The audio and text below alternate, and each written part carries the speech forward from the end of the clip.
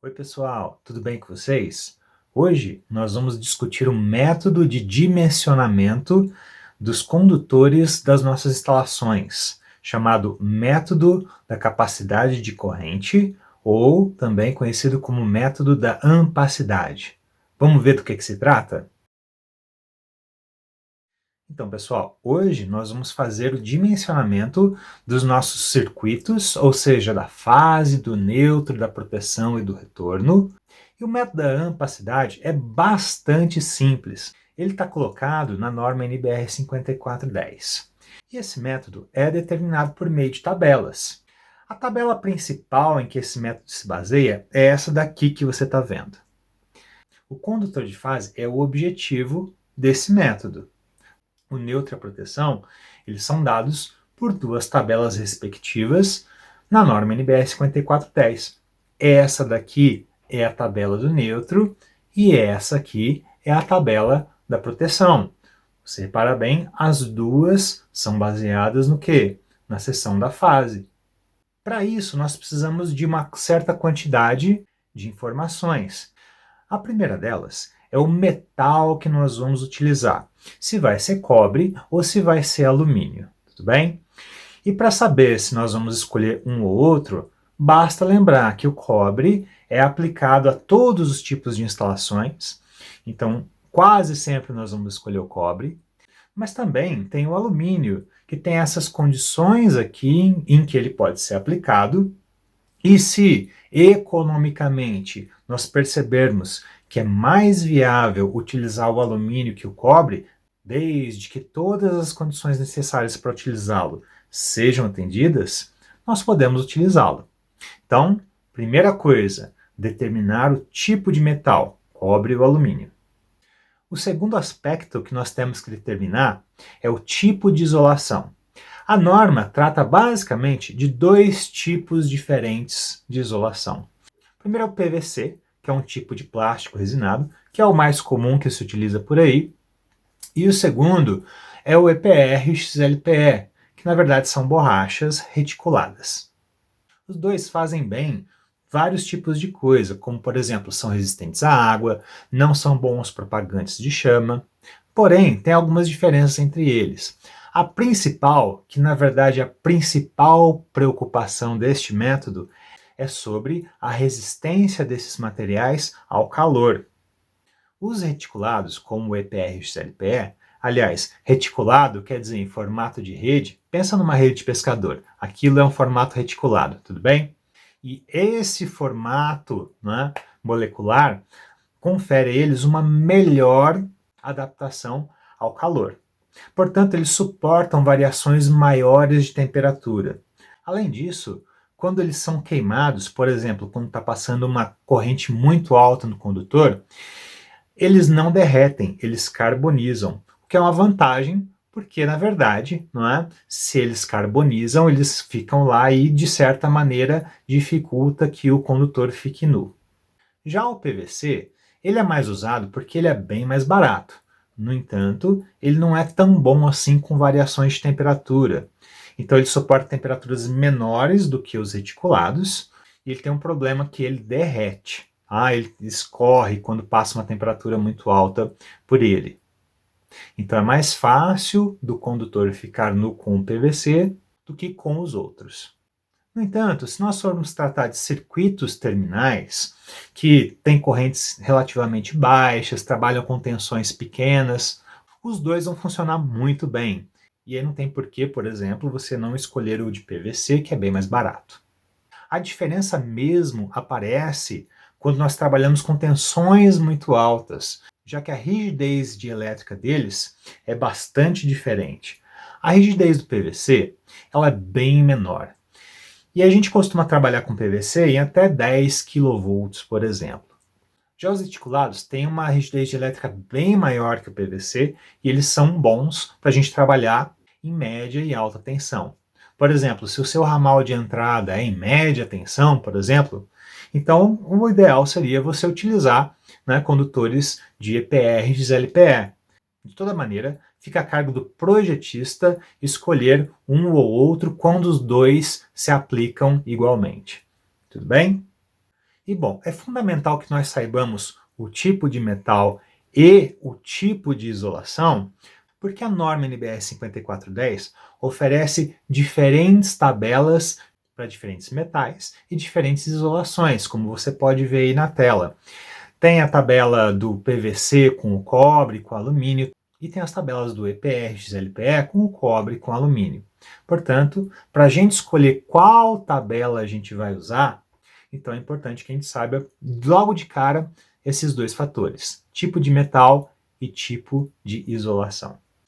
Bom, a maior preocupação da norma, na verdade, é preservar justamente a isolação do condutor, porque obviamente é ela quem impede que o condutor fique nu e cause curtos-circuitos, não é verdade? Então, ao se preocupar com isso, ela vai se preocupar também com o tipo de instalação. O tipo de instalação vai determinar se vai ter um acúmulo maior de calor ou não por onde os condutores estão passando. Por isso, tem essa tabela aí, que é a tabela 33 da norma, que mostra os mais variados tipos de instalação que você tem nos ambientes.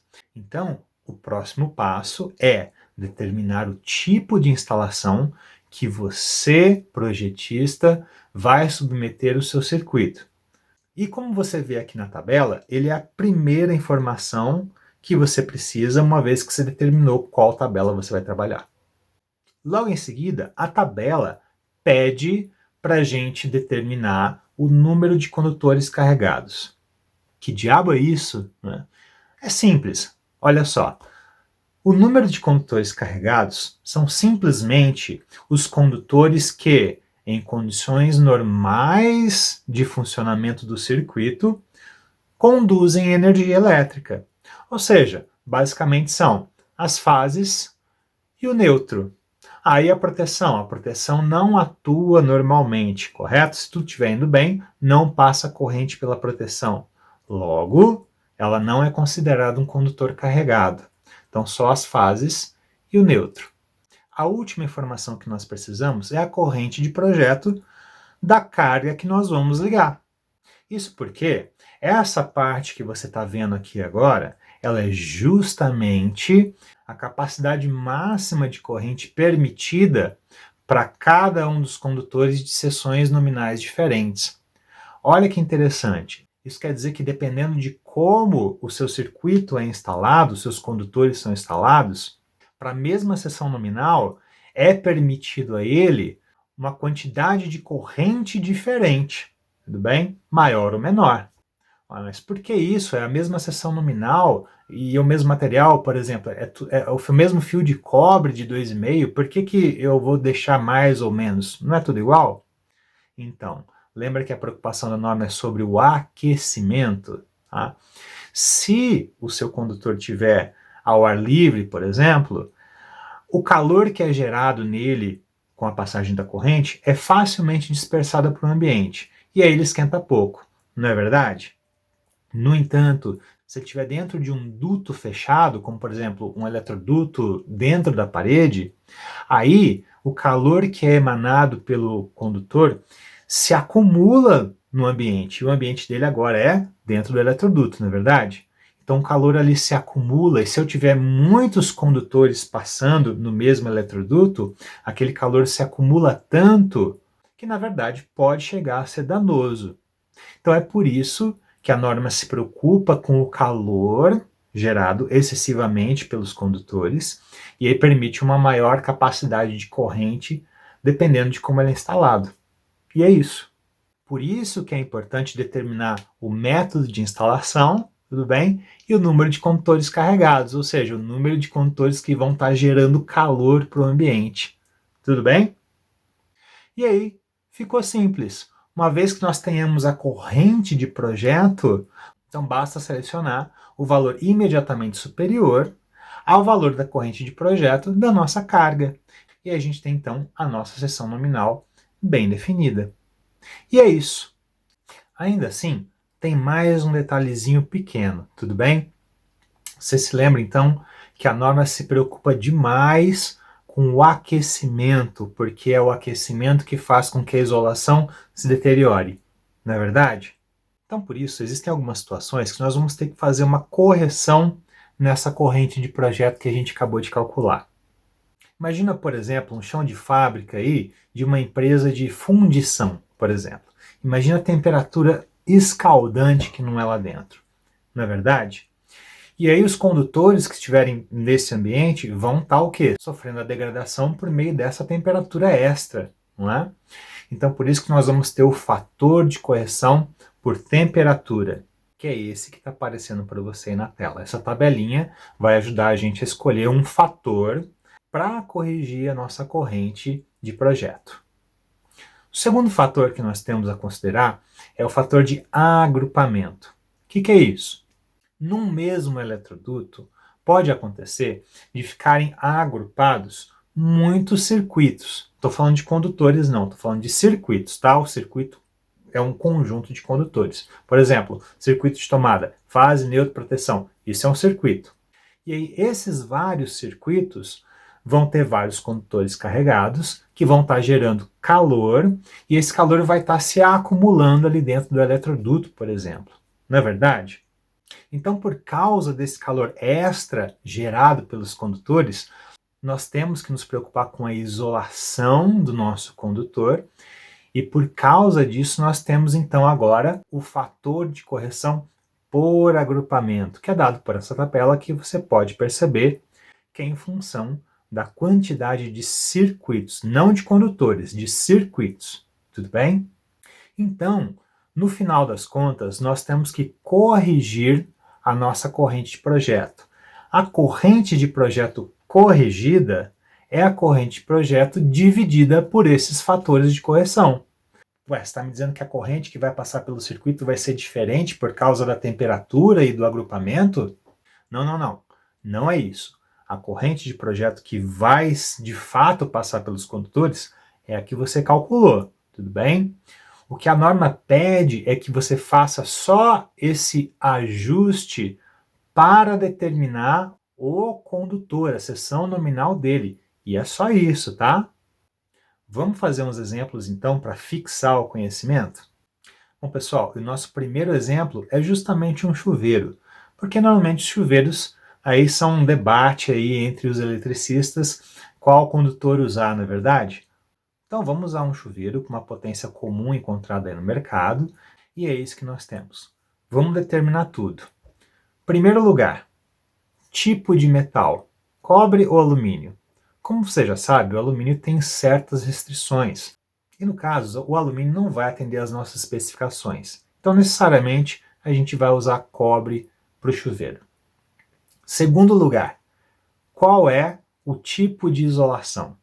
Bom, no caso aí, nós poderíamos usar tanto EPR XLPE quanto PVC.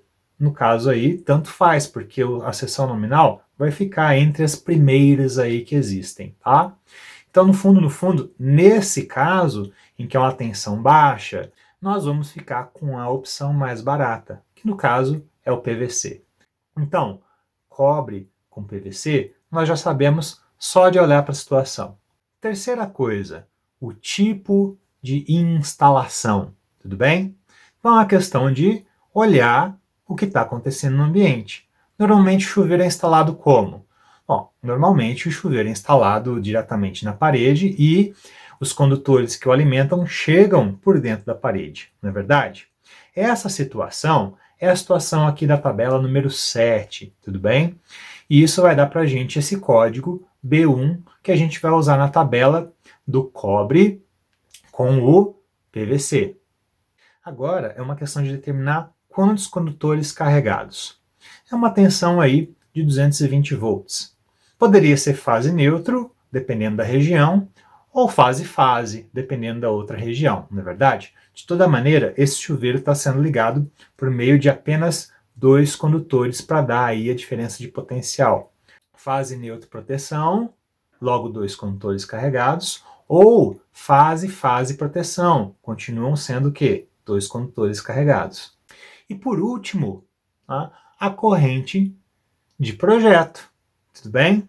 Então, no caso, o chuveiro é uma carga puramente ôhmica, logo o fator de potência dele é 1, tá? Então fica aí 5.500 watts dividido por 1 dá 5.500 volt-amperes, tudo bem? Dividido pelo quê? Dividido pela tensão, 220 volts. Isso vai dar para a gente 25 amperes. Temos a nossa corrente de projeto. Basta agora identificar os fatores de correção, tá? Tanto de temperatura quanto de agrupamento.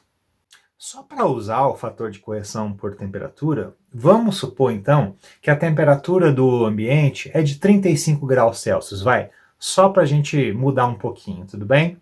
A segunda coisa que nós temos que ver então é o fator de correção por agrupamento. Esse sim, normalmente a gente usa bastante, tá? Normalmente passam muitos circuitos aí pelos eletrodutos, então nesse a gente tem que prestar bastante atenção. Para a gente usar esse fator também, vamos supor essa situação. Olha só, nós temos 4 circuitos passando, né, pelo trecho de eletroduto que leva os condutores do chuveiro até ele. Nós vemos que para 4 circuitos o valor é de 0,65. Anota esse valor aí também. E agora chegou a hora então de nós corrigirmos a nossa corrente de projeto. Basta dividir então a corrente de 25 amperes que nós calculamos por 0,94 e 0,65. Vai resultar para a gente em 40,91 amperes. Lembrando, não vai passar 40,91 amperes por meio desse circuito. Vai continuar passando 25 amperes. Este é só um sobredimensionamento para a gente selecionar um condutor de seção nominal maior e assim evitar que o calor gerado por esses condutores prejudique o quê? A nossa isolação.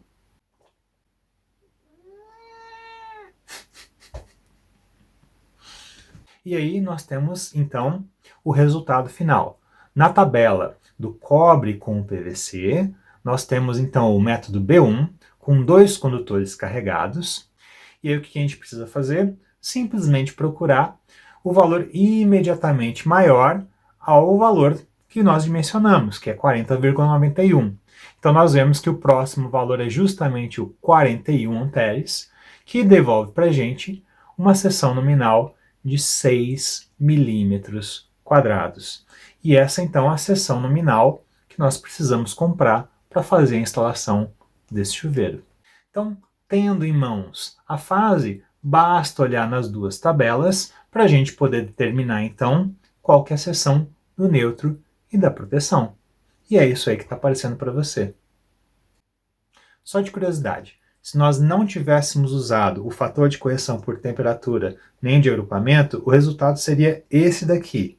Pessoal, vamos fazer um segundo exemplo que pega muita gente? Vamos fazer o exemplo das tomadas de uso geral?